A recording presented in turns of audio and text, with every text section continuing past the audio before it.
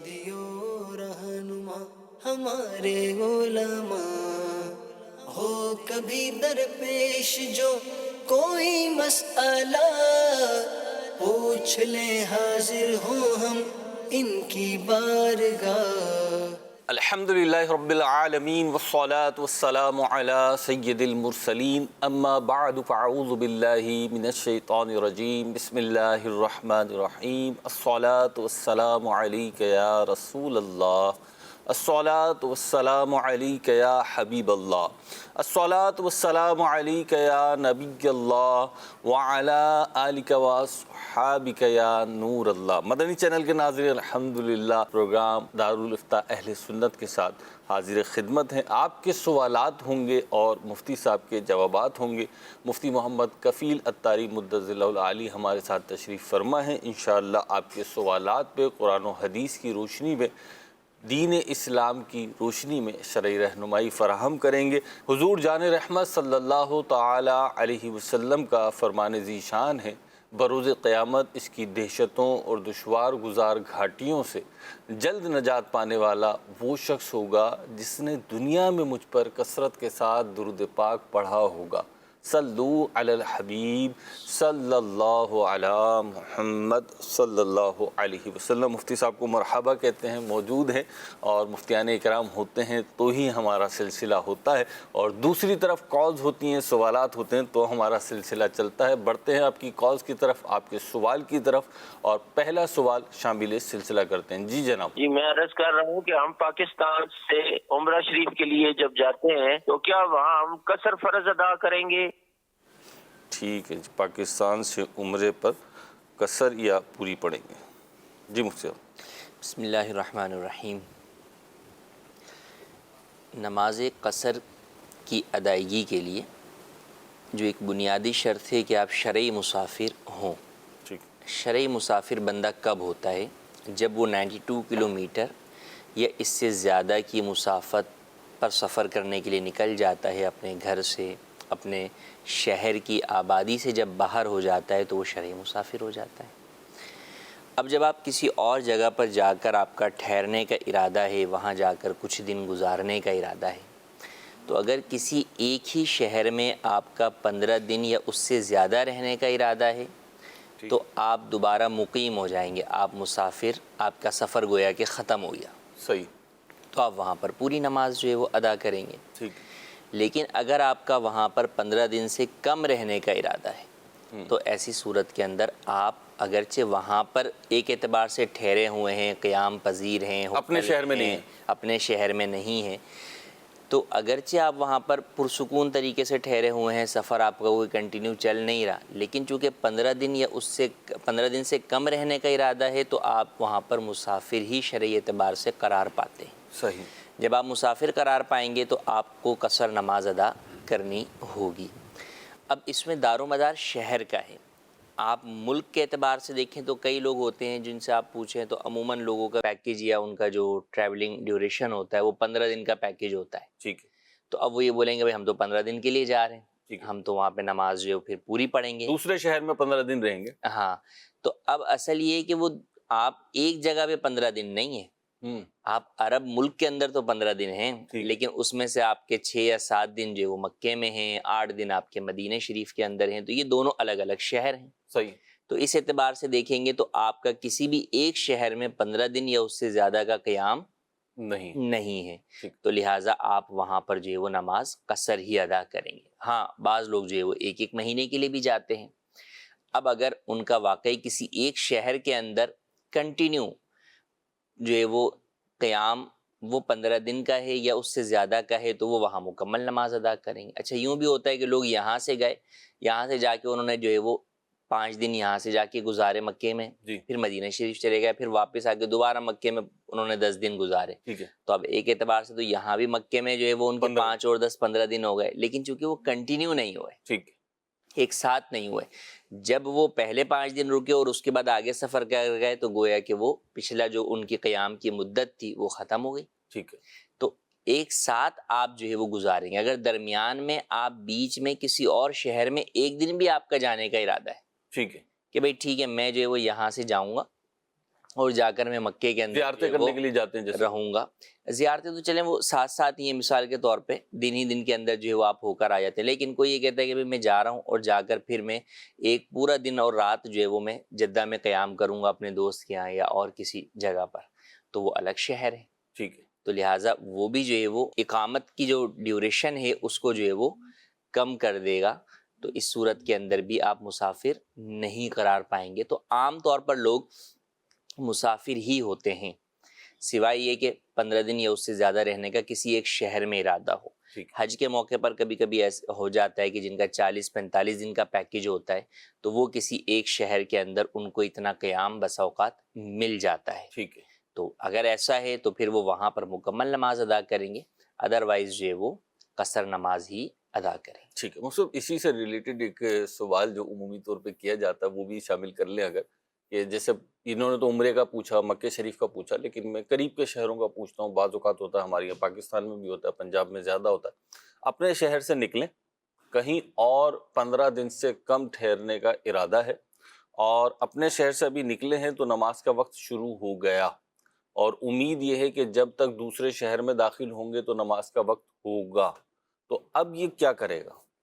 اچھا اسی طریقے سے اسی میں ایڈ کر لوں، واپسی پہ بھی یہی ہوتا ہے کہ نماز کا وقت داخل ہو گیا. اس کی میں مثال حیدرآباد سے لے لیں، حیدرآباد سے کراچی سے نکلے ظہر کے ٹائم، ظہر کا ابتدائی وقت تھا، کراچی سے ہم نکلے ہیں، ٹرین میں نکلے ہیں، بس میں نکلے ہیں، اور جب ہم حیدرآباد پہنچیں گے تو ایکسپیکٹڈ یہی ہے کہ ظہر کا وقت باقی ہوگا. اچھا ایسے ہی واپسی پر ہوتا ہے کہ ہم آ رہے ہیں تو حیدرآباد میں جناب ظہر کا وقت شروع ہو گیا، لیکن ایکسپیکٹڈ یہ ہے کہ جب ہم کراچی پہنچیں گے تو بھی ظہر کا وقت ہوگا. تو اب اس میں نمبر 1 شہر سے نکلنے سے کیا مراد ہے، نمبر 2 اب یہاں پہ قصر کریں گے یا کیا کریں گے؟ دیکھیں جب آپ اپنے شہر سے آگے جا رہے ہیں جی اور اس شہر میں 15 دن آپ کا رہنے کا ارادہ نہیں ہے تو پھر سفر کا ڈیوریشن یعنی سفر کے جو راستہ ہے اور اس جگہ پہنچنا وہ تو برابر ہی ہے، دونوں جگہ کے اوپر آپ نے قصر پڑھنی ہے. ٹھیک ہے. ٹھیک ہے. ہاں یہ صورت 2 صورتوں میں آ سکتی ہے. ایک یہ کہ آپ حیدرآباد سے کراچی آ رہے ہیں تو کراچی آپ کا وطن اصلی ہے. جی. اب آپ اگر درمیانے سفر میں راستے میں نماز پڑھیں گے تو آپ کو قصر کرنی ہوگی. اچھا کراچی پہنچنے سے پہلے. جی. اور اگر آپ کراچی میں پہنچ گئے اور نماز نہیں پڑھی تھی آپ نے تو اب آپ کو نماز مکمل کرنی ہوگی. اچھا اب آپ کے لیے یہ لازم نہیں ہے کہ نہیں جناب آپ کو پتہ ہے کہ میں وقت کے اندر جو ہے وہ پہنچ جاؤں گا کراچی تو میں نماز کو ڈیلے کروں. نہیں، پوری پڑھنے کے لیے. ہاں پوری پڑھنے کے لیے تو یہ ضروری نہیں ہے آپ پر. آپ ٹھیک ہے آپ جو ہے وہ اپنی نماز جو ہے وہ ادا کر سکتے ہیں، اس میں کوئی پرابلم نہیں. اور کر لی تو اب دوبارہ آپ کو کراچی پہنچ کر اگرچہ وقت باقی بھی ہے تو آپ کو دوبارہ اس کو 4 نہیں پڑھنا ہوگا. تو یہ معاملہ ہے، تو اس میں کوئی جو ہے وہ حرج کی بات نہیں ہے. لیکن یہاں اب بات چلی ہے اسی سے متعلق ایک مسئلہ روزے کا ہے، وہ جدا ہے. نکلے تھے تو روزے کا وقت تھا، نکلے تھے آپ جب نکلے تو آپ جو ہے وہ مسافر شرعی ہیں. صحیح ہے. صبح صادق کے وقت آپ نکلے ہیں، ٹھیک ہے، اور آپ شہر کی حدود سے باہر نکل گئے، سفر شرعی آپ کا شروع ہو گیا. لیکن آپ کو یہ پتہ ہے کہ آج ہی میں زاویہ کبریٰ سے پہلے ایک ایسی جگہ پر پہنچ جاؤں گا جو یا تو میرا وطن اصلی ہے یا وہ میرا وطن اقامت ہے، یعنی وہاں میرا 15 دن یا اس سے زیادہ رہنے کا ارادہ ہے. ٹھیک ہے. اب روزہ چھوڑنے کی اجازت نہیں ہے ایسے شخص کو. اچھا. جب اسے پتہ ہے کہ وہ زاویہ کبریٰ سے پہلے پہنچ جائے گا، چونکہ جب وہ وہاں پہنچ گیا تو اب کیا ہے، روزے کا وقت باقی ہے، روزے کی نیت وہ کر سکتا ہے. صحیح ہے. مقیم ہے وہ. تو ایسے شخص کے لیے حکم یہ دیا گیا کہ اب وہ شروع سے ہی روزہ نہ چھوڑے. ٹھیک ہے. ہاں جس کو یہ ہے کہ ٹھیک ہے میں سفر کے بعد جو ہے وہ پہنچوں گا جب تو یا تو زاویہ کبریٰ کے بعد پہنچوں گا تو اسے رخصت ہے کہ وہ صبح سے روزہ چھوڑ سکتا ہے اپنے شہر میں ہونے کے باوجود. نہیں اپنے شہر سے تو نکل جائے گا نا. اچھا اپنے شہر سے نکلنے کے بعد. دیکھیں جب ہم روزے میں سفر کی بات کرتے ہیں، روزہ چھوڑنا سفر جو ہے وہ ایک عذر ہے روزہ چھوڑنے کے لیے. یہ کب لاگو ہوگا؟ مجھے جو ہے وہ صبح 8 بجے سفر پہ نکلنا ہے تو کیا میں سحری نہ روزہ چھوڑ دوں؟ نہیں، صبح صادق کا جب وقت ہو اس وقت میں سفر کی حالت میں ہونا چاہیے. اچھا. اور سفر کی حالت میں ہونے سے مراد یہ ہے کہ میں اپنے شہر کی حدود کراس کر چکا ہوں، جبھی تو مجھ پر مسافر شرعی کا اطلاق آئے گا. تو اب جو لوگ مثال کے طور پر ایئرپورٹ پر ہیں تو اب انہوں نے کیا کرنا ہے، اگر وہ ایئرپورٹ پر ہیں اور صبح صادق کا وقت جو ہے وہ آ رہا ہے، ان کو پتہ ہے بھائی فلائی سے پہلے ہی جو ہے وہ ہم یہیں پر جو ہے وہ موجود ہوں گے، ٹھیک ہے، تو وہ روزہ نہیں چھوڑ سکتے. صحیح. اب وہ چاہے عمرے پر جا رہے ہوں، چاہے کام پر جا رہے ہوں، کہیں بھی جا رہے ہوں، کتنا ہی لمبا جو ہے وہ آگے ان کا روزہ بن رہا ہو، ان کو بہرحال روزہ رکھنا ہوگا. تو روزے میں یہ دو باتوں کا خیال رکھیں. ایک تو کئی لوگ ہوتا ہے کہ بھئی سفر کرنا ہے دن میں اور صبح سے ہی روزہ چھوڑا ہوا ہوتا ہے. نہیں، روزہ چھوڑنے کی اس دن کا روزہ نہیں چھوڑ سکتے آپ. صحیح. ہاں، اب آپ نے آج روزہ رکھ لیا، اب آگے آپ کسی اور کے گھر پر گئے ہوئے ہیں، وہ آپ کا وطن اصلی نہیں ہے اور وہاں پر آپ کو 15 دن سے کم رہنا ہے، تو ٹھیک ہے، وہاں پر آپ جو ہے وہ مسافر ہیں تو آپ وہاں پر روزہ چھوڑ سکتے ہیں. اور روزہ چھوڑنے سے مراد یہی ہے کہ آپ کو بہرحال روزوں کے اندر رخصت یہی ملتی ہے کہ آپ کو ابھی چھوڑنے کی اجازت ہے، بعد میں ان روزوں کو قضا کرنا ہی ہوتا ہے. جی. نماز میں تو یہ ہے کہ آپ جو ہے وہ 4 کی جگہ 2 پڑھیں گے اور وہ 2 بعد میں دوبارہ پڑھنی ہی نہیں ہے، لیکن روزہ تو بہرحال آپ کو بعد میں رکھنا ہی ہے. تو لہٰذا اس بات کو پیش نظر رکھیں. یہ بات وہاں سے چلی کہ آپ نے سفر کی حالت کے اندر جو ہے وہ نماز قصر ادا کر لی جی. اور اسی نماز کے وقت میں آپ اپنے شہر میں پہنچ گئے، تو کیا نماز کو ریپیٹ کرنا ہوگا؟ نہیں، بالکل ریپیٹ نہیں کرنا ہوگا. کیا آپ کو سفر کے دوران جب کہ پتہ ہے کہ میں اپنے شہر میں پہنچ جاؤں گا وقت کے اندر تو کیا آپ کو نماز ڈیلے کرنا ضروری ہے کہ میں وہیں پہ جا کے پڑھوں؟ نہیں، ضروری نہیں ہے. ہاں، اب کسی نے نہیں پڑھی کسی بھی وجہ سے جی. اور اپنے شہر میں پہنچ گیا تو اب اس کے اوپر بہرحال جو ہے وہ پوری نماز ہی ادا کرنا لازم ضروری. ہو. ٹھیک ہے. چلیں، 2 بنیادی ارکان روزہ اور نماز کا ایک مسئلہ ڈسکس ہو گیا ہے گویا کہ، اور یہ فرض علوم میں سے میں سمجھتا ہوں ہے. آگے بڑھتے ہیں. مجھے ایک سوال ہے ہمارے پاس، وسوسوں سے متعلق لگ رہا ہے مجھے. سوال یہ ہے کہ بعض اوقات دوران وضو منہ سے تھوک میں چھوٹے چھوٹے سے خون کے ذرات آ جاتے ہیں، تو خیال یہ آتا ہے کہ یہ پھیلیں گے تو شاید خوک پہ غالب آ جائیں گے، تو ایسی صورت میں وضو کا کیا حکم ہے؟ دیکھیں، اتنے چھوٹے چھوٹے جو ذرات کہہ رہے ہیں، 2 ہی صورتیں ہو سکتی ہیں، یا تو جمع ہوا خون جو ہے وہ نکلے، ورنہ بقیہ اگر خون کے ذرات ہیں تو وہ تو جو ہے وہ تھوک مسلسل جو ہے وہ انسان کے منہ میں بن رہا ہے لعاب، وہ اس کے ساتھ مکس ہو جاتے ہیں، وہ پتہ بھی نہیں چلتے. اور اس کا دار و مدار اسی لیے شریعت مطہرہ نے اس پر رکھا کہ اگر خون تھوک پر غالب ہے تو وضو ٹوٹ جائے گا آپ کا، اور اگر غالب نہیں ہے تو وضو نہیں ٹوٹے گا. تو بس یہ جو حکم بیان کیا گیا ہے اسی کو پیش نظر رکھیں اور اسی کے مطابق عمل کیجیے. ٹھیک ہے، نیکسٹ کال دیجیے. میں نے پوچھنا یہ تھا کہ عورت کے منہ پر جو بال آ جاتے ہیں وہ کیا کینچی سے اتار سکتی ہے؟ اور دوسرا یہ تھا کہ جو عورتیں کنگھے سے اپنے بال اتارتی ہیں تو کیا بیچ سکتی ہیں؟ یا اللہ.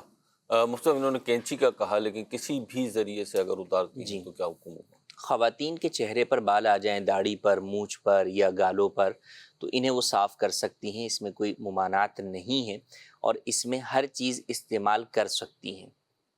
عمومی طور پر کینچی یا اس طرح کی چیزیں، ٹریمر یوز نہیں کیے جاتے کہ ان سے بال مزید جو ہے وہ بڑھتے ہیں، تو خواتین جو ہے وہ تھریڈنگ یا اور مختلف ذرائع جو ہے وہ استعمال کرتی ہیں، لیکن یہ چیزیں بھی استعمال کرنا جائز ہیں. اس کے علاوہ بھی ہاتھوں پیروں کے بھی بال اگر جو ہے وہ عورتوں کو صاف کرنے ہیں تو شرعی اعتبار سے بعض لوگوں کے ذہنوں میں یہ ہوتا ہے کہ بھئی عورت کو لوہا لگنا منع ہے، اچھا، اس طرح کا ایک کانسیپٹ جو ہے وہ پایا جاتا ہے. تو اس کی کوئی شرعی حقیقت اور حیثیت نہیں ہے. لوہے والی چیز سے بھی خواتین جو ہے وہ اپنے بال ریموو کر سکتی ہیں، صاف کر سکتی ہیں. البتہ بالوں کے اندر چہرے کے بال کی جب بات چلے تو بعض خواتین جو ہے وہ آئی بروز جو ہے وہ بنواتی ہیں، تو یاد رہے کہ آئی بروز بنوانا یہ جائز نہیں ہے. حدیث مبارک میں ایسا کرنے والی اور کروانے والی پر لعنت کی گئی. اسے ایک چھوٹی سی بات، کیونکہ چہرے کی بات چلی ہو، کچھ یہ میک اپ سے بھی متعلق ہے، بیوٹیفیکیشن سے متعلق، اس کو کیا کہیں گے؟ اس کو مطلب فیشنیبل ہونا کہیں گے یا اس کو ضرورت کہیں گے؟ مطلب شرعاً یہ جائز ہونے کے باوجود مذموم ہے یا نہیں؟ دیکھیں، خواتین کے لیے تو داڑھی مونچھ کے بال نکل آئیں تو اسے صاف کرنا مستحب قرار دیا گیا. ٹھیک ہے، مستحب مطلب قابل ثواب. جی بالکل. تو خواتین کو بالکل صاف جو ہے وہ کرنے چاہیے، خاص طور پہ جب کہ وہ شوہر والی ہے تو شوہر جو ہے وہ اس وجہ سے نفرت کر سکتا ہے یا اسے برا لگے گا، تو اس لیے جو ہے وہ ان کو صاف کرنے کا حکم دیا گیا. اور اس کے علاوہ بھی بہرحال عورتوں کو جو ہے وہ بننے سنورنے کا حکم دیا گیا، پردے کی رعایت کے ساتھ، محارم کی موجودگی میں یا جو ہے وہ اپنے شوہر کے سامنے. تو یہ کوئی بری چیز نہیں ہے بلکہ ایک اچھی چیز ہے خواتین کے لیے حسن و جمال اختیار کرنا. ہاں، بات بری جب آ جاتی ہے کہ جب آپ حسن و جمال کا طریقہ وہ اختیار کریں جو اسلام میں جائز نہیں ہے. مثال کے طور پہ عورت جو ہے وہ آئیبروز بنواتی ہے، وہ جائز نہیں ہے، یا عورت جو ہے وہ بالوں کے اندر، سفید بالوں کے اندر کالا کلر لگاتی ہے، تو وہ مرد کے لیے بھی ناجائز ہے، اسی طرح عورت کے لیے بھی ناجائز ہے۔ اسی طرح عورت جو ہے وہ اپنے بال جو ہے وہ مردانہ وضع کے کٹواتی ہے، مردوں کی طرح کے کندھوں سے اوپر جو ہے وہ کٹواتی ہے، وہ جائز نہیں ہے۔ یا ایسا میک اپ استعمال کرتی ہے جس کی وجہ سے اس کے نماز میں پرابلم آ جاتی ہے، یوں کہ وضو نہیں ہو پاتا، اس کی لیئر جم جاتی ہے، تو وہ منع ہے۔ اور دوسرا پہلو یہ ہے کہ سارے جائز طریقے زینت کے اختیار کر لیے، لیکن وہ میک اپ اور وہ زینت ظاہر غیر مردوں پر کر رہی ہے، ٹھیک ہے، بے پردہ ہو رہی ہے، تو وہ حرام ہے۔ تو یہ دو چیزیں جو ہے وہ منع ہے۔ اگر یہ دونوں چیزوں سے بچ کر عورت جو ہے وہ زیب و زینت اختیار کرتی ہے، اچھی نیت کے ساتھ کرتی ہے، تو اس میں کوئی حرج نہیں۔ ٹھیک ہے مصطفیٰ، سرگودا سے سوال ہے ہمارے پاس، تصور عباس بھائی ہیں، اور یہ کہہ رہے ہیں کہ نماز فجر کی جماعت کھڑی ہو گئی تو اب سنت بعض لوگ ادا کر رہے ہوتے ہیں، بعض مسجد میں جماعت میں شامل ہو جاتے ہیں، کرنا کیا چاہیے؟ دیکھیں، نماز فجر کی سنتیں آپ فجر کے بعد ادا نہیں کر سکتے، کیونکہ فجر کی نماز کے بعد پھر کوئی بھی جو ہے وہ نفل نماز آپ ادا نہیں کر سکتے، کیونکہ سنت فجر ایک اعتبار سے جو ہے وہ نفل ہی ہے۔ تو اس لیے حکم یہ دیا گیا۔ اچھا، پھر جب اس کا وقت ختم ہوتا ہے فجر کا، تو نماز کا وقت بھی ختم ہو جاتا ہے۔ تو اس لیے اس معاملے میں صرف فجر کے اندر یہ رخصت اور اجازت دی گئی کہ آپ کو اگر یہ لگتا ہے کہ اگر آپ اپنی سنتیں ادا کریں گے تو بھی آپ امام کے ساتھ شامل جماعت ہو جائیں گے، اگرچہ آپ قعدہ اخیرہ میں، آخری قعدے میں ہی شامل ہوں گے سلام سے پہلے، تو آپ کہیں مسجد میں کونے پر صف کسی بھی جو ہے وہ ستون کی آڑ میں یا دیوار کی آڑ میں کھڑے ہو کر اپنی سنتیں ادا کیجیے اور پھر جماعت میں شامل ہو جائیے۔ اور اگر آپ کو یہ لگتا ہے کہ نہیں جناب، میں اگر اپنی سنتیں ادا کروں گا تو ایسی صورت میں امام صاحب سلام پھیر دیں گے اور میں مکمل طور پر جماعت سے محروم ہو جاؤں گا، تو اب آپ جو ہے وہ چونکہ جماعت واجب ہے تو آپ اس کو پانے کے لیے سنتوں کو چھوڑ دیں گے اور آپ جو ہے وہ جماعت میں شامل ہو جائیں گے۔ مگر اب سنتیں کب پڑھیں گے؟ اب آپ سنتیں نماز کے بعد نہیں پڑھ سکتے۔ ٹھیک، اب اس کی اجازت یہ دی گئی کہ آپ جب فجر کا وقت ختم ہو جائے اور اس کے بعد جو مکروہ وقت ہوتا ہے 20 منٹ وہ بھی ختم ہو جائے، تو اس کے بعد آپ وہ سنتیں ادا کر سکتے ہیں، اسی دن زہوہ کبریٰ سے پہلے تک۔ ٹھیک۔ مفتی صاحب، بالکل ابھی آپ نے میک اپ کے حوالے سے ایک بات یہ فرمائی تھی کہ اگر میک اپ ایسا ہے کہ جس کی وجہ سے نماز یا وضو وغیرہ میں پرابلم ہے تو اس کی بھی اجازت نہیں ہوگی۔ سوال آیا کہ اگر وضو کر کے نیل پالش وغیرہ لگائی اور پھر نماز وغیرہ بھی پڑھیں گے، اور دوسری نماز سے پہلے ان کا مطلب یہ ہے کہ نیل پالش وغیرہ اتار کے جب وضو کی حاجت ہوگی تو دوسری نماز بھی پڑھ لیں گے، تو ایسی صورت میں یہ نیل پالش لگانے کی اجازت ہوگی یا نہیں؟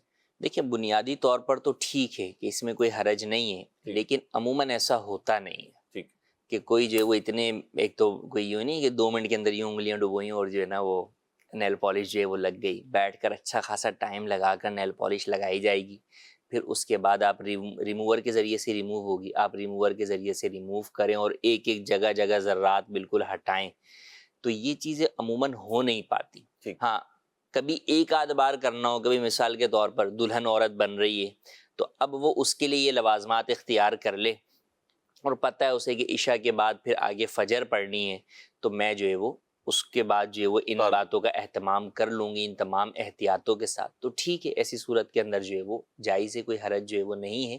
لیکن عام طور پر روزمرہ کی زندگی کے اندر اس طرح کی چیزوں کا اس طریقے سے ہونا یہ عام طور پر ممکن نہیں۔ نتیجہ یہی ہوگا کہ یا تو کبھی لاپرواہی کے اندر نیل پالش لگا رہ جائے گا، ریموور سے صحیح صاف نہیں ہوگا اور وہ اسی طرح جو ہے وہ نماز پڑھ لے گی، تو لہٰذا اس لیے عام حالت کے اندر تو اس سے بچنا ہی جو ہے وہ چاہیے۔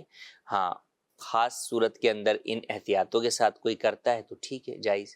ٹھیک، نیکسٹ کال دیجیے۔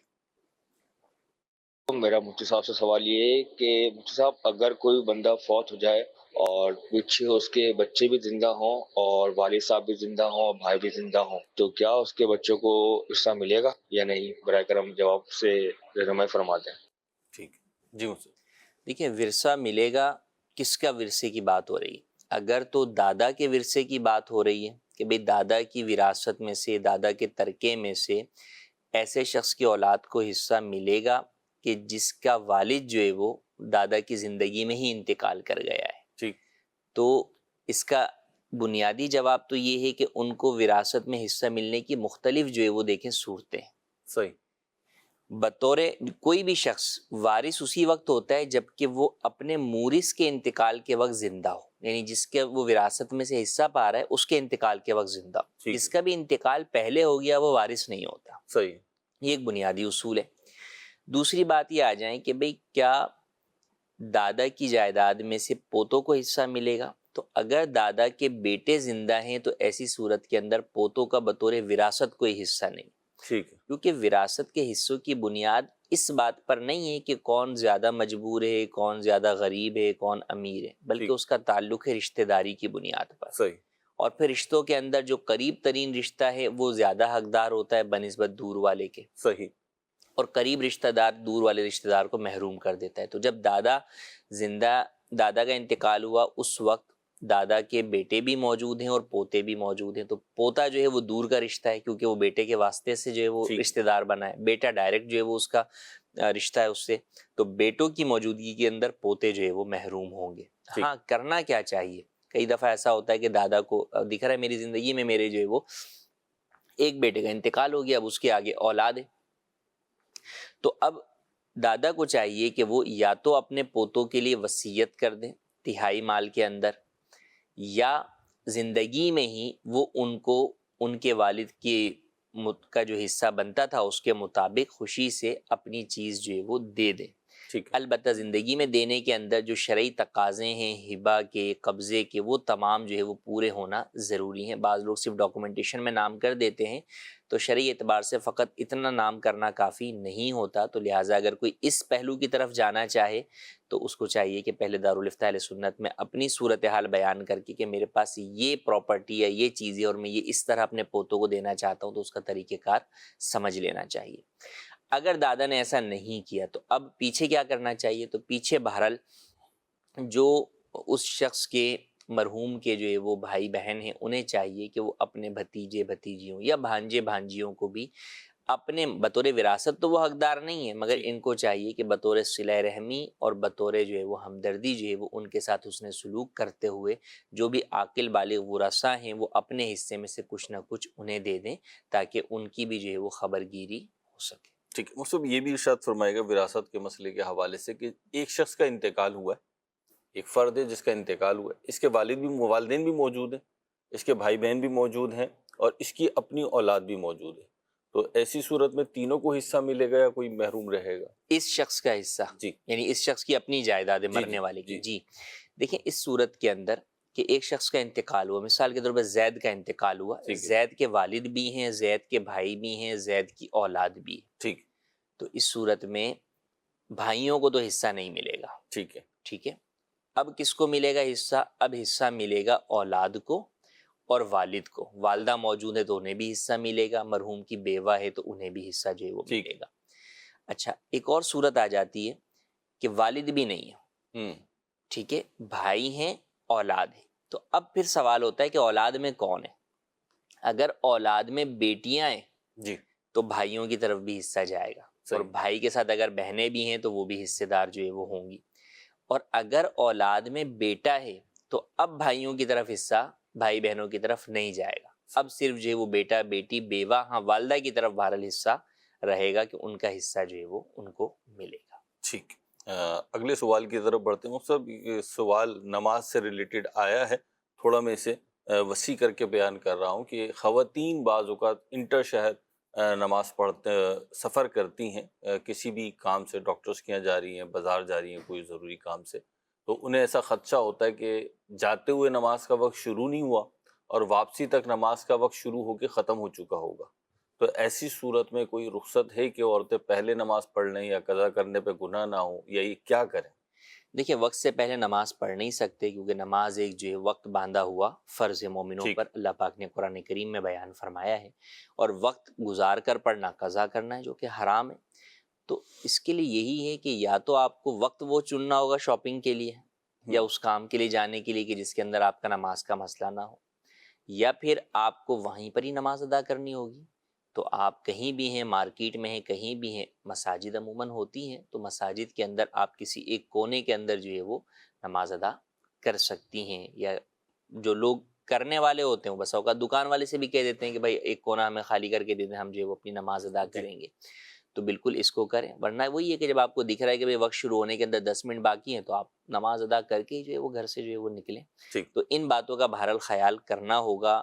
بسا اوقات تو شاپنگ جو ہے وہ خواتین کے اثر سے شروع ہو کر عشاء تک اور اس کے بعد تک بھی جو ہے وہ چلتی ہے. تو وہ ساری نمازیں کہاں سے پہلے پڑھ کے جائیں, کہاں سے بعد میں آگے پڑھیں, تو یہی ہوگا کہ آپ کو بیچ میں ہی پڑھنی ہوگی. تو بیچ میں پڑھنے کے لیے اہتمام اور التزام آپ کو کرنا ہی پڑے گا. اور بڑے شاپنگ سینٹرز یا بڑے مارکیٹ میں, بڑے شہروں میں تو مفتی صاحب اسپیس بناتے ہیں, مردوں کے لیے الگ بناتے ہیں, خواتین کے لیے الگ بنا دیتے ہیں, اور اسی پیش نظر بناتے ہیں کہ بالخصوص عصر مغرب کا جو وقت ہے یہ بڑا قلیل ہوتا ہے, تو اس میں تنگی آ جاتی ہے. چلیں جی اگلی کال کی طرف بڑھتے ہیں. جی پیارے مفتی صاحب کی بارگاہ میں عرض ہے کہ شادی کے بعد لڑکی اگر اپنے والد کے گھر جائے گی, جو کہ 100 کلومیٹر سے زیادہ کا سفر ہے ان کا, تو کیا وہ اپنے والد کے گھر جا کر نماز قصر ادا کرے گی یا مکمل نماز ادا کیا کرے گی؟ 100 کلومیٹر. دیکھیں, جب عورت جو ہے وہ شادی ہو کر جو ہے وہ کسی اور شہر میں چلی جاتی ہے اور وہیں پر اس کا پھر رہنے کا جو ہے وہ ارادہ ہے, تو ایسی صورت کے اندر اب عورت کا وطن اصلی جو ہے وہ اس کا سسرال یا اس کے شوہر کا گھر ہوتا ہے, نہ کہ میکہ. تو لہٰذا جب وہ اب اپنے میکے آئے گی تو میکے میں جو ہے وہ نماز قصر ادا کرے گی. سسرال کے اندر جو ہے وہ اپنی نماز یا اپنے شوہر کے گھر میں نماز مکمل پڑھے گی. لیکن میکے میں جو ہے وہ جب بھی 15 دن سے کم رہنے کے لیے آئے گی تو قصر نماز ادا کرے گی. 15 دن یا اس سے زیادہ رہنے کا ارادہ ہے تو پھر جو ہے وہ اپنی نماز. اس مسئلے کے اعتبار سے تو بات یوں بنی کہ شادی سے پہلے لڑکی کا جو گھر ہے وہ والد کا گھر ہے, اور شادی کے بعد جو شوہر کا گھر ہے وہ اس کا گھر, وہ اس کا گھر ہے. حقیقت کہتے ہیں کہ کوئی گھر نہیں ہے, دیکھیں 2 گھر ہیں. چلیں بہرحال شرعی مسئلہ تو مفتی صاحب نے بیان کر دیا. ہمارے پاس کچھ کالز ہیں, ایک ساتھ دے دیں کالز, پھر مفتی صاحب سے جواب لے لیتے ہیں انشاءاللہ. عمران مجید, میں راولپنڈی سے مدنی چینل سے, یہ میرا سوال ہے کہ پلیز زکوٰۃ کے بارے میں بتا دیں کہ جو اپنے رشتہ دار ہوتے ہیں وہ ان کے پر ان کو بندہ دے سکتا ہے. دوسرا, اگر مسجد کا کوئی کام ہو رہا ہو, جیسے کوئی قرآن پاک دینے ہوں یا کوئی اور اس طرح کا کوئی کام ہو رہا ہو مسجد کا, تو کیا اس میں زکوٰۃ لگ سکتی کہ نہیں؟ اچھا جی, آپ کو جواب دیتے ہیں, اگلی کال دیجیے. حضور, میرا سوال یہ ہے کہ مسجد میں ایسا سامان پڑا ہوا ہے جو کہ اضافی ہے, یعنی کہ وہ کام کا نہیں ہے یا کام نہیں آنا, تو اس کی جگہ کوئی اور سامان وغیرہ مسجد کے لیے ضرورت ہے, تو اسے فروخت کر کے کوئی اس کے پیسوں سے دوسرا سامان لے سکتے ہیں. ٹھیک ہے, اگلی کال دیجیے. مفتی صاحب سے میرا سوال یہ ہے, بارش کو رحمت کیوں کہتے ہیں, اور بارش کے اندر جو درود شریف پڑھا جاتا ہے صرف یہ بارش جب شروع ہو جائے اس وقت پڑھنا چاہیے یا کسی اور مقام پر بھی پڑھ سکتے ہیں؟ اس کے بارے میں رہنمائی فرما دیجئے. ٹھیک ہے جی, پہلا سوال تو مدنی چینل سے کیا گیا, تو مدنی چینل تو جواب نہیں دیتا, اب کیا کریں؟ چلیں مفتی صاحب سے جواب لے لیتے ہیں. جی مفتی صاحب, پہلا سوال تھا کہ زکوٰۃ رشتہ داروں کو دے سکتے ہیں اور مسجد میں کسی چیز کی ضرورت ہے تو دے سکتے ہیں. جی دیکھیں, بعض رشتہ دار ہیں جن کو آپ زکوٰۃ نہیں دے سکتے, جیسے اپنے والدین, اسی طرح اپنی اولاد در اولاد, پوتا پوتی, نواسا نواسی, آپ انہیں زکوٰۃ نہیں دے سکتے. اسی طریقے سے شوہر بیوی کو, بیوی شوہر کو زکوٰۃ نہیں دے سکتی. لیکن کئی ایسے رشتہ دار ہیں جنہیں آپ زکوٰۃ دے سکتے ہیں, جیسے بھائی بہن ہیں, چچا پھوپھی, خالہ ممانی, بھانجی بھتیجے بھتیجیاں, تو ان کو جو ہے وہ آپ زکوٰۃ دے سکتے ہیں جبکہ یہ مستحق کے زکوٰۃ ہوں, اور سید اور ہاشمی نہ ہوں تو انہیں آپ زکوٰۃ دے سکتے ہیں. ٹھیک ہے. سب دوسرا سوال تھا مسجد میں. جی دیکھیں, مسجد کے اندر عام طور پر تو جو ہے وہ آپ نفلی پیسہ ہی جو ہے وہ استعمال جو ہے وہ کرتے ہیں, صاف پیسہ جسے کہتے ہیں, صاف پیسہ جو ہے وہ استعمال کرتے ہیں, زکوٰۃ کا پیسہ استعمال نہیں کرتے. ہاں واقعی مسجد کو بہت زیادہ کسی چیز کی ضرورت اور حاجت ہے, اور وہاں اس مسجد کے اندر جو ہے وہ عام طور پر نفلی چندہ وغیرہ جو ہے وہ نہیں ہو پاتا, اور وہ کام جو ہے وہ اس کے بغیر ہوگا نہیں, تو پھر وہاں ضرورتاً جو ہے وہ شرعی طریقہ کار کے مطابق شرعی ہیلے کے بعد جو ہے وہ زکوٰۃ کا پیسہ استعمال کیا جا سکتا ہے. ڈائریکٹ بہرحال زکوٰۃ مسجد میں نہیں لگ سکتی. ٹھیک ہے. مطلب دوسرا سوال تھا, مسجد میں اضافی سامان ہے اور کسی دوسری چیزوں کی ضرورت ہے, تو کیا یہ بیچ کر اور وہ استعمال کر سکتے ہیں؟ دیکھیں, مسجد میں جو سامان ہے اضافی, وہ کس اعتبار سے اضافی ہے اور کس نے دیا ہے. بعض چیزیں تو وہ ہوتی ہیں جو کسی نے ڈونیشن میں دی ہوتی ہیں. ٹھیک ہے. تو ڈونیشن میں جو چیز دی ہوئی ہے, تو اب اسے جو ہے وہ آپ, اگر وہ چیز خراب ہو گئی ہے تو وہ اسی کو واپس کر دی جائے گی, یا اس کی اجازت سے بیچ کر آپ جو ہے وہ دوسرے میں استعمال کریں گے.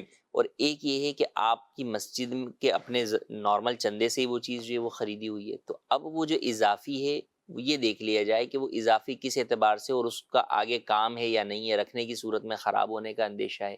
تو اگر واقعی ایسا ہے کہ بالکل کام کی نہیں ہے، آگے رکھنے کی صورت میں خراب ہونے کا اندیشہ ہے، تو پھر اس صورت کے اندر اسے جو ہے وہ بیچا جا سکتا ہے۔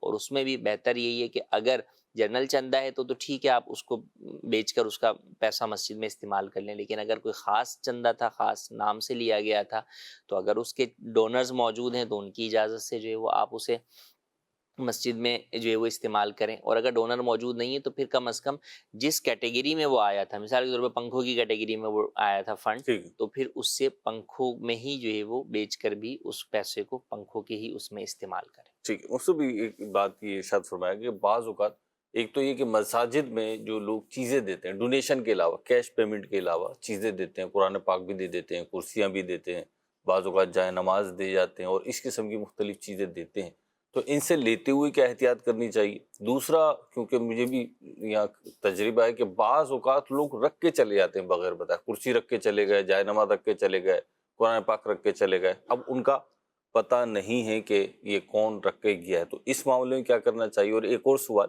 جو ایکچوئل آیا تھا ہمارے پاس، وہ یہ کہ مسجد کے پلاٹ کے لیے ڈونیشن کیا گیا تھا اور بڑی رقم تھی، لیکن اس میں سے کوئی 1000-2000 روپے مسنگ ہو گئے۔ مسنگ ہونے سے مراد یہ کہ وہ رکھے رہ گئے اور وہ پلاٹ کی خریداری میں استعمال نہیں ہوئے، مسجد ابھی زیر تعمیر ہے، تو اب اس رقم کا کیا کریں؟ جی دیکھیں، اب اس کے اندر عام طور پر لوگوں کو لیتے ہوئے تو واقعی سوچنا چاہیے۔ عام کمیٹیاں کئی جگہ پر ایسی ہوتی ہیں کہ بس وہ لینے کا ذہن ہوتا ہے، ضرورت ہے نہیں ہے، بس جو ہے نا وہ ایک ہے ہماری قوم کا مزاج کہ جو ہے نا آتا ہوا مال جو ہے نا وہ کسی کو برا نہیں لگتا۔ مختلف دینے والے بھی ناراض ہوتے ہیں اگر منع کرو تو۔ بعض جگہوں پر تو ایسا بھی ہے، لیکن وہی بات ہے کہ سمجھانے والے کتنے ہیں، ہاں یہ کہ بھئی آپ کو اس چیز سے کتنا ثواب ملے گا، کیونکہ دیکھیں لوگوں کے دینے کا مقصد ثواب ہی ہے، اور کوئی نہیں ہے۔ جی ایسے ہی تو جب ثواب ہے، آپ انہیں بتائیں گے کہ اس چیز کے مقابلے میں اس چیز سے زیادہ ثواب ملے گا اور اس کی استطاعت میں وہ چیز ہوگی، تو مجھے لگتا ہے کہ وہ اس چیز کی طرف مائل ہو جائے گا۔ اب کئی مساجد ہیں کہ جہاں پر جو ہے وہ چٹائیاں اور لوٹے جو ہے وہ دینے کا ایک وہ رواج جو ہے وہ بنا ہوا ہے لوگوں کا، کہ بھئی ہمارے کہ اگر میت ہو گئی تو اب وہ گھر والے 40 لوٹے جو ہے وہ دے دیں گے۔ اب وہ لوٹے استعمال 40 نہ ہو، استنجا خانے ہیں۔ اچھا، پہلے دور کے اندر وضو ہوا کرتا تھا لوٹوں سے، اب وہ بھی صورت جو ہے وہ نہیں ہے، تو اب وہ لوٹے جو ہے وہ بھرے ہوئے اسٹور کے اندر، جی کریں گے، خادم بھی لے کر جو ہے وہ رکھے جا رہا ہے، بھئی اس کا کریں۔ اسی طرح مسلح، ابھی رمضان کا موقع آنے والا ہے تو آپ دیکھیں کہ مساجد کے اندر جو ہے وہ مسلح کی، بھئی ایک امام صاحب ہے، انہوں نے کتنے مسلح بچانے، مسلح بھی اتنے موٹے موٹے نا، الامان والحفیظ۔ تو اب ایک امام صاحب کے لیے کیا کریں؟ یعنی روزانہ کے لیے 365 مسلح لے لیں، امام صاحب کے لیے مسلح چینج کرتے رہیں۔ تو لہٰذا جو ہے وہ چیز آپ ڈونیشن کے اندر دیں کہ جو قائم بھی رہے اور آپ کو ثواب ملتا رہے، ثواب جاریہ ہوتا رہے۔ تو سب سے پہلے لینے والوں کو چاہیے کہ بھئی مثال کے طور پہ جیسے بھی رمضان آنے والا ہے، مسجد انتظامیہ لسٹ لگا دی کہ بھئی مسجد میں ان چیزوں کی حاجت ہے، اگر آپ ڈونیشن دینا چاہتے ہیں تو ان چیزوں میں سے دے دیں یا یہ چیزیں ہمیں لا کر دے دیں آپ۔ ٹھیک ہے، تو یہ ایک طریقہ کار جو ہے وہ ہو سکتا ہے۔ اعلان جو ہے وہ کر دیں کہ بھئی ہماری مسجد کے اندر قرآن پاک کافی تعداد میں موجود ہیں، لہٰذا آپ اس رمضان میں ہماری مسجد میں قرآن کریم کا جو ہے وہ تحفہ نہ دیں۔ تو مجھے تو لگتا ہے اعلان یہ ہونا چاہیے کہ مسجد میں قرآن نہ دیجیے، یعنی ہمیں مسجد میں مزید قرآن پاک نہیں چاہیے، قرآن پڑھنے والے چاہیے۔ جی، تو یوں جو ہے وہ اس اعتبار سے اس کو کنٹرول کریں۔ خادمین جو ہوتے ہیں عام طور پر جن مساجد کے اندر، وہاں پر یا مؤذن یا امام صاحب، ان کو ہو کہ بھئی وہ منع کر دیں کہ بھئی نہیں یہ ہمیں نہیں چاہیے۔ آپ ناراض ہو بھی رہے ہیں اگر تو معذرت سر، ہم معذرت ہیں، ناراض بالکل ہونے دیں، آپ کسی اور مسجد میں دے دیجئے، وہاں پر جو ہے وہ اس کی ضرورت اور حاجت ہوگی۔ ہماری مسجد میں ضرورت اور حاجت نہیں ہے تو بعد میں یہ چیز جو ہے وہ استعمال میں نہیں آئی۔ اچھا، اب ایک یہ کہ کوئی رکھ کر جو ہے وہ چلا گیا، دیکھیں رکھ کر چلا گیا تو بہرحال اس کو آپ اسی مد میں ہی استعمال کر سکتے ہیں، اس کو آپ چینج تو نہیں کر سکتا۔ مسلح رکھ کر گیا تو ٹھیک ہے، آپ پھر مسلح جو ہے وہ سنبھال کے رکھ لیں، اب وہ چاہے اس کی باری 5 سال کے بعد ہے اس مسلح کے بچھنے کی باری، جب بھی آئے گا اس کے مطابق ہی جو ہے وہ اسے بچھا کر استعمال کیا جائے گا۔ اچھا، اب یہ جو تیسری آپ نے صورت بیان کی کہ وہ جو ہے وہ چندہ جو ہے وہ بچ گیا، تو اب پلاٹ کی خریداری، اگر خاص پلاٹ کی خریداری کے لیے جو ہے وہ کیا گیا ہے تو خریداری میں ہی استعمال ہونا چاہیے تھا، لیکن نہیں ہے اور اب چندہ دینے والے کا بھی نہیں پتا۔ اگر تو دینے والے کا پتہ ہے کہ یہ اس کا ہے تو اس سے اجازت لے لی جائے کہ بھئی ہم تعمیر مسجد کے اندر جو ہے وہ لگا دیں، اور اگر جو ہے وہ اس چیز کا نہیں پتا تو عام طور پر یہی ہے کہ بھئی ایک شخص سے جب آپ نے لیا ہے تو وہ اس نے اسی جگہ کے لیے دیا ہے، عام جنرل اس کے لیے نہیں دیا. تو چونکہ جو صدقہ جاریہ کے اعتبار سے ہم بات کریں تو جس طرح پلاٹ کے اندر ہے صدقہ جاریہ، اسی طریقے سے عمارت کے اندر بھی جو ہے وہ ہے. تو لہٰذا اس پیسے کو عمارت کے اندر بھی پھر استعمال کر سکتے ہیں کہ عمارت کا بھی جو قیام ہوتا ہے، تعدیر جو ہے وہ رہتا ہے، تو لہٰذا وہ صدقہ جاریہ والی صورت اس طور پر پائی جائے گی تو وہ اس کے اندر استعمال کر سکتے ہیں. ٹھیک، اگلی کال کی طرف بڑھیں گے. جی جناب، کال دیجیے. میرا سوال یہ ہے کہ میں نے 2 شادیاں کی ہیں، ایک بیوی میں سے اولاد نہیں ہے اور ایک میں سے اولاد ہے، اور جس کی اولاد نہیں ہے اس کا کتنا حق میری جائیداد سے بنے گا؟ ٹھیک ہے جی سر. اچھا، بیویوں کا جو حصہ جائیداد میں بنتا ہے وہ 2 حصے، وہ 2 حصے کتنے ہیں؟ ایک ہے 8واں حصہ اور ایک ہے جو ہے وہ 4تھائی حصہ. ٹھیک ہے، 8ویں کو آپ آسان لفظوں میں سمجھیں تو وہ 12.5% بنتا ہے، اور جو ہے وہ ربع کی طرف جائیں یعنی 4تھائی کی طرف تو وہ 25 جو ہے وہ % بنتا ہے. اب قرآن کریم میں بیان کیا گیا کہ اگر اولاد ہے مرحوم کی تو جو ہے وہ 8واں حصہ، اور اگر اولاد نہیں ہے تو 4تھائی حصہ. کس کی اولاد؟ مرحوم کی اولاد نہ ہو، ٹھیک ہے، مرنے والے کی، یعنی شوہر کی اولاد نہ ہو. صحیح. تو اب اس میں یہ نہیں کہ وہ کس بیوی سے ہے، صحیح ہے، مرنے والے کی اولاد ہے. تو مرنے والے کی جب اولاد ہے تو پھر ایسی صورت کے اندر چاہے اس بیوی سے ہے یا نہیں ہے، یا دوسری سے ہے یا نہیں ہے، اس سے دار و مدار نہیں. پہلے چاہے اس کی کسی اور بیوی سے اولادیں تھیں اور ابھی جو دونوں بیوی ہیں دونوں سے کوئی اولاد نہ ہو. صحیح. لیکن مرنے والے کی اولاد ہے، جب مرنے والے کی اولاد ہے تو بیویوں کا حصہ جو ہے وہ 8ویں پہ چلا گیا، اور 8ویں میں پھر دونوں برابر ہیں، یعنی دونوں کو 8واں نہیں ملے گا، 8واں ہی دونوں میں تقسیم ہوگا. ہاں، یعنی اب 12% جو ہے وہ تقسیم ہوگا، تو یہ جو ہے وہ 6.25% جو ہے وہ بن جائے گا، ہر ایک بیوی کو جو ہے ملے گا. تو اس اعتبار سے دونوں بیویوں کو جو ہے وہ جائیداد میں بطور بیوہ جو ہے وہ وراثت میں ایک ہی حصہ ملے گا، اور وہ ایک حصہ جو قرآن میں بیان کیا گیا وہ چاہے ایک بیوی ہوگی تو ایک کو اتنا ملے گا، 4 بیویاں ہوں گی تو 4 میں وہی تقسیم ہوگا، 2 ہوں گی تو 2 میں تقسیم. یعنی اس اماؤنٹ میں اگر ہم دیکھیں تو 1 کروڑ پہ 12.5 لاکھ روپے بیویوں کے ہوئے. اب وہ 1 ہے یا 4 ہیں، یہ 12.5 لاکھ ان کو مل جائیں گے. یعنی 1 ہے تو 12.5، 1 کو 2 ہیں تو 6.25، اور اگر 3 یا 4 ہیں تو اسی ترتیب سے یہ چینج ہو جائے گا. لیکن یہ خود حیات ہے، انہوں نے اپنے بارے میں سوال پوچھا تو یہ تو حیات ہے. لیکن جیتے جی تو وراثت ہوتی نہیں ہے. عام طور پر لوگوں کے ذہن میں یہی ہوتا ہے کہ میرے مرنے کے بعد کیا ہوگا، میری کس بیوی کو یا میرے کس وصیت کرنا چاہ رہے ہو کیا ہوگا، تو ان کے لیے لوگ پوچھتے ہیں. اچھا، وصیت کی بات کریں تو دیکھیں، وراثت کی وصیت آپ نہیں کر سکتے ورثاء کے لیے. یعنی ورثاء وہ ہیں جن کا حصہ قرآن کریم میں بیان کر دیا گیا جو آلریڈی جو ہے وہ وارث بن رہے ہیں، ان کے لیے آپ وصیت نہیں کر سکتے. ان کے لیے آپ کوئی وصیت کریں گے بھی تو وہ باطل ہے، کیونکہ ان کے حصے تو قرآن نے بیان کر دی. کیونکہ آپ کی وصیت جو ہے وہ 2 یا 3 آپشنز پر جائے گی. یا تو قرآن کے حصوں کے برابر آپ کی وصیت ہے تو وصیت کا کوئی فائدہ نہیں، وہ تو ویسے ہی مل رہا ہے ان کو قرآن کے مطابق. یا آپ وصیت کر رہے ہیں قرآن کے حصوں سے زیادہ، ٹھیک ہے، تو انڈرسٹوڈ بات، جب زیادہ کریں گے تو دوسروں کا حصہ کم ہوگا، وہ بھی بات ہے، اس کی آپ کو اجازت نہیں ہے. اچھا، یا آپ اس کا حصہ قرآن کے حصوں سے کم کی وصیت کر رہے ہیں تو بھی آپ اس کے حصے میں کمی کر رہے ہیں جس کا آپ کو اختیار نہیں ہے. تو اس لیے ورثاء کے لیے وصیت جائز نہیں ہے. ہاں، اگر ورثاء کے لیے کسی نے وصیت کر دی اور پیچھے بعد میں اس کے انتقال کے بعد جو ورثاء ہیں وہ سارے عاقل بالغ ہیں، اور وہ کہتے ہیں کہ بھئی ٹھیک ہے، ابو نے ہماری امی کے لیے اتنے زیادہ پیسوں کی وصیت کی تھی، امی کا بنتا تو 12.5 لاکھ تھا لیکن ابو نے 20 لاکھ لکھے، تو ہم سب کو کوئی اعتراض نہیں امی کو 20 لاکھ دینے پر. تو پھر ایسی صورت میں ان کی اجازت سے تو جو ہے وہ ان کو زیادہ جا سکتا ہے، ادروائز جو ہے وہ نہیں جا سکتا. ٹھیک ہے مفتی، یہ آپ نے ایک مثال تو دے دی. بالکل اسی طریقے کا سوال میرے پاس تحریری صورت میں آیا ہوا ہے، ٹیکسٹ میسیج ہے کہ ترکہ کی تقسیم ہوئی اور کاغذات میں بہنوں کو حصہ دے دیا گیا، لیکن بہنوں نے وہ حصہ والدہ کے نام کر دیا، تو اس کی اجازت ہوگی یا نہیں؟ دیکھیں، حصہ نام کرنا، حصہ معاف کرنا شرعی اعتبار سے وراثت ایک ایسا حق ہے جو کہ آپ کی ملکیت میں آٹومیٹکلی آ جاتا ہے آپ کے مورث کے انتقال کے ساتھ. ٹھیک ہے، اب بات ہوتی ہے قبضے کی صرف. جی ٹھیک ہے، تو وراثت میں یہ کہہ دینا کہ ہم نے معاف کیا، ہم حصہ نہیں لے رہے، ہم نے فلاں کو دے دیا، اس طرح جو ہے وہ وراثت ختم نہیں ہوتی. ٹھیک ہے، بہنیں فقط جو ہے وہ نام لکھ دیں یا پیپر میں جو ہے وہ کہہ دیں، تو اس طرح بھی نہیں. اس کے دو طریقہ کار ہیں. ایک طریقہ کار یہ کہ بہنیں اپنا حصہ ان ہینڈ کیش وصول کر لیں، ٹھیک ہے، قبضے میں آ جائیں گے، قبضے میں آ جائے. اب اس کے بعد وہ امی کے ہاتھ میں دے دیں کہ امی ہم نے آپ کو یہ دے دیا. ٹھیک ہے. ایک تو یہ طریقہ کار ہے. دوسرا طریقہ کار یہ ہے کہ مثال کے طور پہ بہنوں کا حصہ بن رہا ہے 25 لاکھ روپے. صحیح ہے. ٹھیک ہے. اب بہن یہ کہتی ہے کہ بھئی ایسا کرتے ہوں کہ میں جو ہے وہ والد صاحب کی جائیداد میں والد صاحب کی جو ہے وہ ایک کار ہے جو کہ 10 لاکھ روپے کی، ٹھیک ہے، میں یہ کار لے کر بقیہ حصے سے دستبردار ہو رہی ہوں والدہ کے حق میں. صحیح. ٹھیک ہے، یعنی میرے حصے کو ہے کہ 15 لاکھ والدہ کی طرف چلے ہیں اور اس پر دیگر ورثاء کو بھی اعتراض نہیں ہے. ٹھیک ہے. تو یہ ٹھیک ہے. تو یہ دو طریقے ہیں کہ یا تو آپ اپنا حصہ وصول کر کے قبضے میں لے لیں اور پھر آپ کسی اور کو ہبہ کر دیں، گفٹ کر دیں. ٹھیک ہے.